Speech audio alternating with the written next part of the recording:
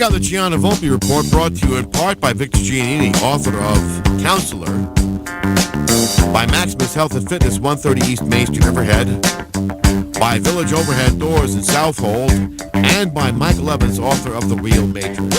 So this is the perfect show for Victor Giannini's book to come on as a new sponsor. I just started the book, The Counselor, and it's awesome and totally fits with our guest this morning, or second guest, Meghan Boody.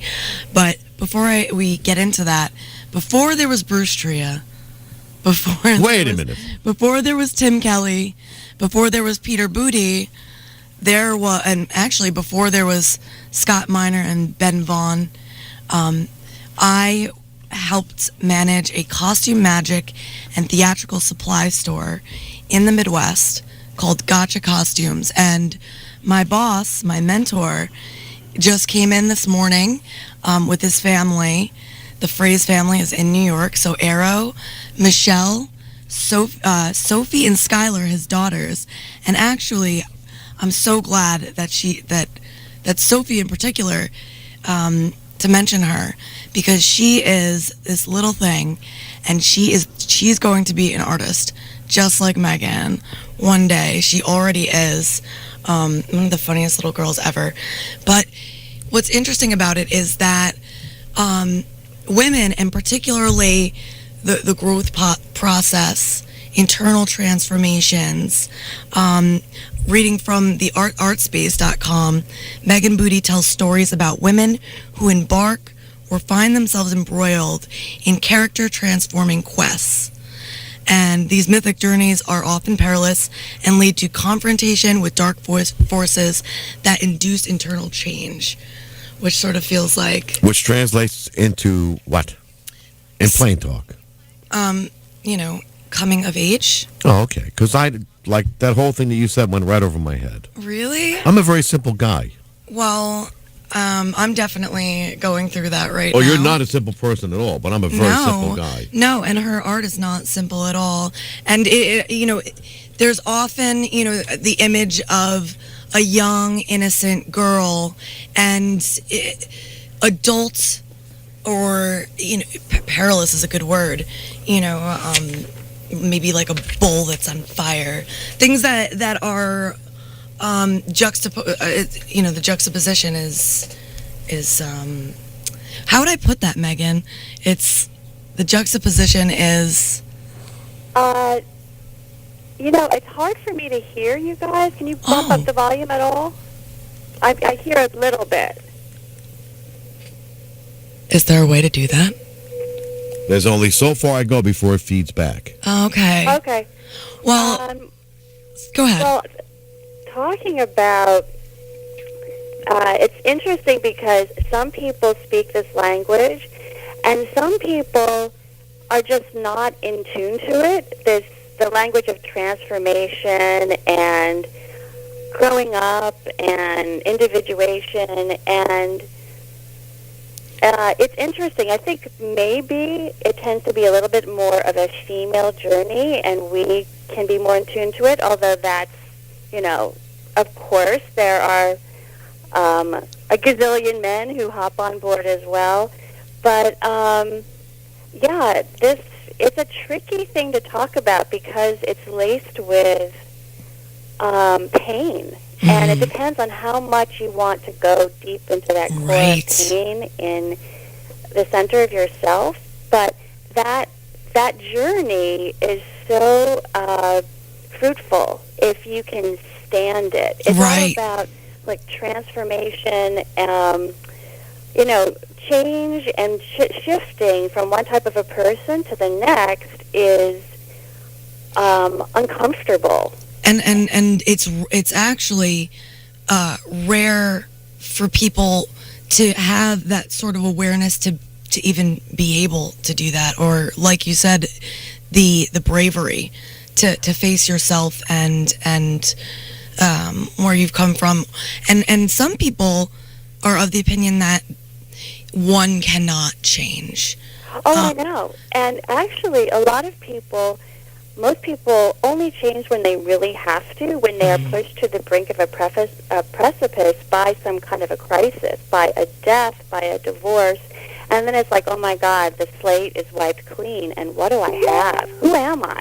Right. And so then this arduous process of redefining the self begins, and it's like, okay, I'm going to pick up the pieces, but this time I'm going to put them back together different, in a more deliberate way, and I get this amazing chance to redefine myself and maybe even create new abilities.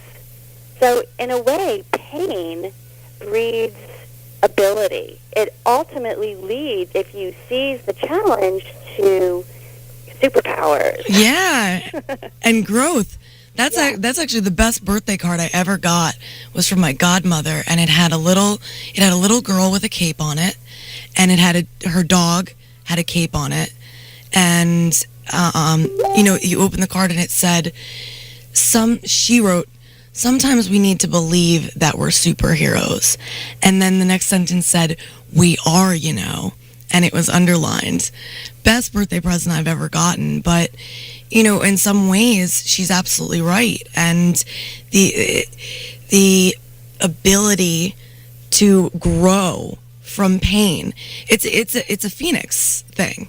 Yeah, it's definitely the phoenix rising from the ashes. And I love this image of the child and the little dog in their capes. I have a lot of capes on the characters in my pieces, and it's the caped crusader venturing forth into these strange territories. And a friend of mine who's an artist said, I like the thing that you've got going with these capes, because it's about being capable. Right. But I have the superheroes. We have a lot of male superheroes in the world, and we have female superheroes, but we need more of them. And I've created my own special avatar superhero that is deployed into my land of story, and her name is Psyche Superstar. Nice. And I've been so into the psych myth, Psyche and Cupid. You're coming on to promote. Tell us about Psyche and the Beast. Psyche and the Beast. Well, that is the new series that I'm working on, and it's actually the sequel of a previous series called Psyche and Smut. And both of these story cycles, they're photographs that are very fantastical, and they look at the unusual life of one particular little girl. She starts off at the age of 10. She goes into this underground world where she meets her dark double, and it's all about how she weathers the tides of this tricky relationship until she manages to subsume her dark twin. And they merge to be one person and become this more fully activated, equipped self. And that is the birth of Psyche Superstar.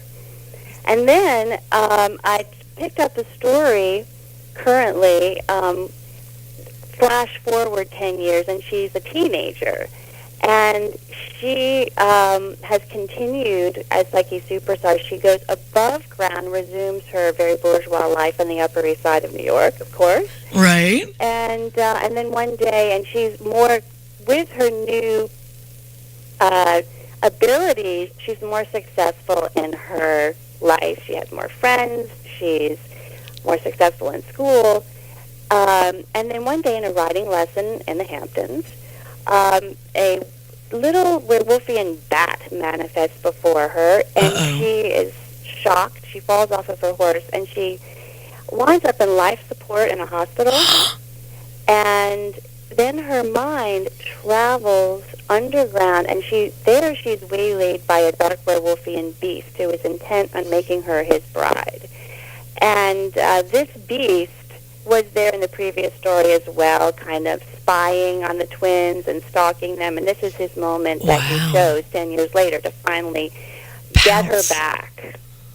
Wow. So then Psyche and the Beast is this kind of love story between Psyche and this the ruler of the underworld, and she's trying to figure out, can I stick around here? I mean, this guy's offering me the rulership, a shared domain. He's feasting. He's hosting great banquets in my honor. He's giving me rich gifts. He'll give me everything I want. But guess what? I'm not exactly free. And so the story is all about how she catalyze him into a creature truly worthy of her love. And so they go through many shape-shifting trials and tribulations, worlds between the worlds. Eventually, I don't even want to... what happens? Oh, my God, I want to know. Well, at one point, she has this tale that she started off way back when... she was, little? Psyche was cocooned, and she grew this tail in incubation. Anyway, that has remained with Psyche Superstar, and she tries to escape from the underworld. And she slithers through this orifice in the cave wall, and the beast grabs a hold of her tail, and it falls off. So she escapes minus the tail, but he wears the tail around him devotionally because that's all he has left of his beloved. Oh. And then one day the tail animates and crawls into his mouth, and that becomes the agent that transforms him from loathsome beast, of course, into handsome prince. And then he disguises himself as a ringmaster, and he approaches Psyche Superstar to be the star performer in his circus. Love it. I love it. Megan, we're grabbed by the clock. Where can people meet you? Where are you going to be? It's going to be at Harper's Books on Saturday night, 5 to 7. And awesome. So the book, We Are Gods in the Crysalis, which is a compilation of these story cycles, will be there, and I'll be signing. Excellent. Thank you so much for coming on, and I hope that I can come out and meet you. Otherwise, I'll see you around. Thanks so much. I hope so. Thanks so much for having me on. Thanks so much. We're going to be on with Brookhaven Supervisor Ed Romaine.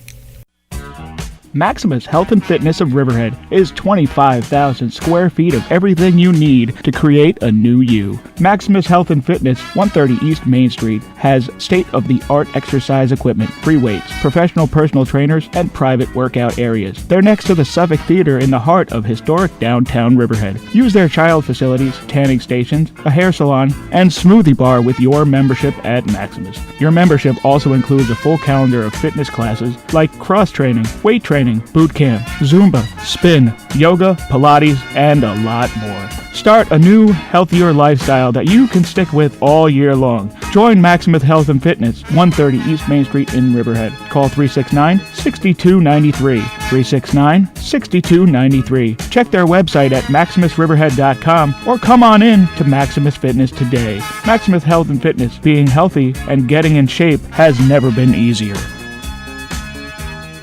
Every villain thinks they're a hero, especially on the east end of Long Island.